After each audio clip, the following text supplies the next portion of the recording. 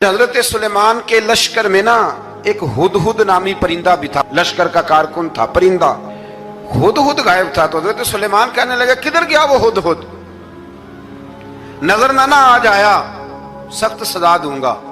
यहां तो कोई अच्छी खबर लाएगा, क्योंकि वो हुदहुद परिंदा जाता था तो खबरें ला के देता था, वरना सजा दूंगा।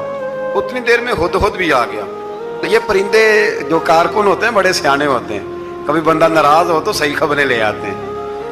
तो सही खबर लेके आ गया, आते ही आके बैठा तो उसने हजरत सुलेमान अलैहिस्सलाम ने कहा कहाँ थे? अर्ज करने लगा हुजूर मैं मुल्क सबा गया था, वहां एक औरत हुक्मरानी करती है, उसका नाम बिल्कीस है, बहुत बड़े तख्त पे बैठती है, 80 गज उसका तख्त लंबा है, 40 गज चौड़ा है और शायद 80 मान के 80 टन उसका वजन है। तो हुजूर वो सूरज को पूछते हैं।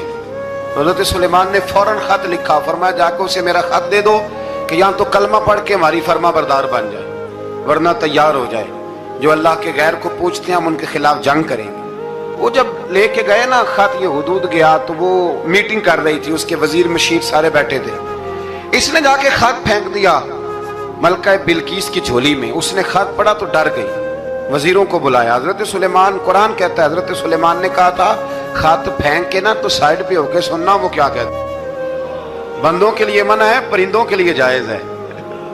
बंदों के लिए मना है साइड पे होके सुनना।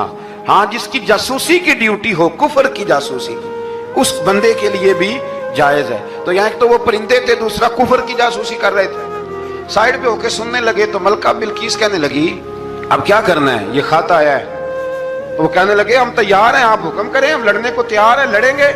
वो कहने लगी नहीं, तेजी ना दिखाओ। कुरान मजीद कहता है कि वो कहने लगी जब लड़ाइयां होती हैं तो शहर तबाह होते हैं, मुल्क खंडर बन जाते हैं, लड़ाई मसले का हल नहीं है।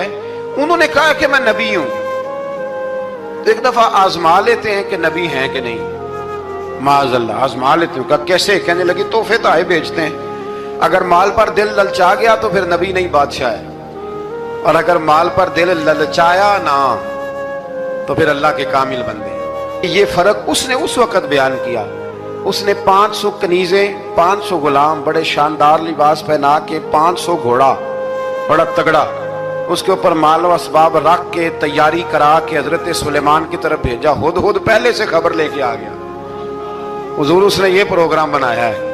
वो जब आया सारा कुछ तो हजरत सुलेमान देख के जलाल में आ गए, फरमाने लगे उसे जाके कह दो तू मुझे क्या तोहफे भेजेगी, मेरे रब ने मुझे माला माल फरमाया हुआ है, ने माला माल किया मेरे मालिक ने। जा उसे जाके कह तू क्या तोहफे देगी। जब रब देता है तो फिर कोई कमी ना ना वो नहीं छोड़ता। बंदे क्या दे सकते हैं, बंदे तो बेचारे 10 दे के तो 10 दिन उनकी आंखें नहीं खुलती। फरमाया मुझे अल्लाह ने जो दिया है क्या बात है उसके देने की। तो फरमाया उसे कहो या फरमाबरदार होके आ जाए या जंग के लिए तैयार हो जाए, हम उसे उसके शहर से जलील करके निकाल देंगे। उसने जाकर जब पैगाम दिया तो और उन लोगों ने भी आके बताया कि वहां तो हम अजीब मंजर देख के आए हैं कि जानवर भी हाथ बांधे खड़े हैं, वहां तो जिन्नात, सरकश जिन्नात खड़े हैं। वो बादशाह नहीं, वो नबी हैं। वो जो 500 गुलाम और 500 कनीजें गई थी, हवाल सुनाया आके। तो मलका बिल्कीस ने फिर खत लिखा कि मैं फरमा बरदार होके आ रही हूँ। माना क्या है, मैं कलमा पढ़ने के लिए आ रही हूँ। तो हजरत सुलेमान ने कहा भाई अब इस तरह करो, जरा फर्श बिछाओ। उन्होंने फर्श बिछाया, इस तरह का के ऊपर फर्श था, नीचे मछलियां तैर रही थी, लग रहा था दरिया है। ड्यूटी लगा दी, जिन्नात ने बिछा दिया।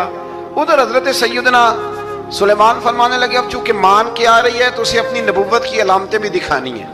उसने तख्त बड़ा शानदार बनवाया था, और खवातीन में जो आदतें खवातीन वाली होती हैं वो जाती नहीं। वो 7 कमरों में ना पीछे अपना तख्त रख के तो 7 दरवाजे बंद करके आए।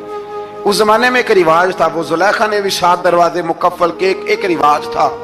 एक कमरा, फिर कमरे के पीछे कमरा, फिर उसके पीछे कमरा, फिर उसके पीछे कमरा, और उसको बड़े मोटे ताले लगाए जाते थे। और फलसफा ये था कि एक ताला तोड़ेगा कोई तो जब तक सिपाही आ जाएंगे, और अगर उसके तोड़ने तक ना आए तो दूसरे के तोड़ने तक आ जाएंगे, और उसके तोड़ने तक ना आए तो 7वें तक तो आ ही जाएंगे। ये उन लोगों का नफसियाती मामला था, सोच थी।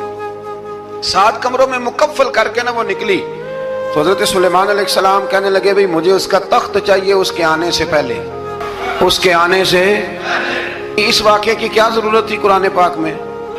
یہ کیا حاجت تھی یہ تخت والی ساری بات قرآن نے کیوں بیان کی؟ پوچھیں آپ اپنے دل سے بھی اور انکار کرنے والے منکرین سے بھی، اس کی کیا ضرورت تھی؟ وہ جو کہتے ہیں جی ولی کی کرامت کی کیا ضرورت ہے، سیدھی سیدھی نماز پڑھو، روزہ رکھو، حج کرو، زکوٰۃ دو، تو پوچھو ان سے ایک سورت نمل کے اندر اس ساری تفصیل کی کیا ضرورت تھی؟ ختم ہو گئی جب وہ کلمہ جو پڑھ رہی ہے، تو پھر اس سارے واقعے کو رب کیوں بیان فرماتا ہے؟ حضرت سیدنا سلیمان فرمانے لگے تخت چاہیے، اور چاہیے اس کے آنے سے پہلے۔ قال عفریت من الجن، جنوں میں سے ایک بہت بڑا جن بولا، کہنے لگا حضور آپ کا یہ تخت برخاست ہونے سے پہلے لے آؤں گا۔ یہ جو آپ میٹنگ کر رہے ہیں نا، یا آپ فیصلے ختم، کچھ نے لکھا صبح سے شام تک میٹنگ ہوتی ہے اور اس کو آنے میں پتہ نہیں کتنے دن لگیں گے، تو میں یہ برخاست ہونے سے پہلے، اور کچھ نے کہا جی آپ شرط کیوں لگاتے ہیں کہ صبح سے شام تک ہوتی ہے؟ اس جن نے کہا جی آپ 10 منٹ میں فارغ ہو جائیں، آپ فارغ ہوں گے تو تخت آ جائے گا۔ مفسرین نے لکھا ہے کہ جب قرآن کہتا ہے کہ اس نے کہا کہ آپ کے فارغ ہونے سے پہلے، اس کا مطلب ہے کہ جب آپ اٹھیں گے، یہ جگہ خالی کر دیں گے تو تخت یہاں آئے گا۔ تو حضرت سلیمان کی تو بادشاہت تھی نا زمانے پہ، فرمانے لگے نہیں نہیں تو لیٹ ہے، تو لیٹ ہے، تو ہمیں جانتا ہی نہیں ہے، یہ تو لیٹ ہے، ابھی ہماری طاقت اس سے زیادہ ہے۔ بڑی کمال بات لکھی ہے لکھنے والوں نے۔ ایک مفسر نے لکھا ہے کہ ابھی حضرت سلیمان نے غلاموں سے منگوایا ہے، اپنی بات کوئی نہیں کی، یہ حال ہے ان کے غلاموں کا، تو سردار کا عالم کیا ہوگا؟ حضرت سلیمان کہنے لگے بھی جلدی جائیے۔ قال الذی عنده علم من الکتاب انا آتیک بہ قبل ان یرتد الیک طرفک، تو اٹھا ان میں سے وہ جس کے پاس کتاب میں سے علم تھا، ساری کتاب کا بھی نہیں، علم من الکتاب، کتاب، وہ اٹھے جن کے پاس کتاب میں سے علم تھا، تو وہ اٹھ کے کہنے لگے حضور میں لے آؤں گا، کب؟ آپ کے آنکھ جھپکنے سے،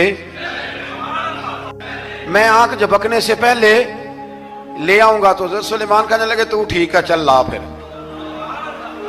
پھر آنکھ جھپکنے سے پھر وہ تخت آ گیا۔ حضرت سلیمان سے پوچھا یہ کیا ہے؟ قال ھذا من فضل ربی، فرمانے لگے کچھ بھی نہیں۔ حضرت سلیمان کہنے لگے یہ میرے رب کا فضل ہے۔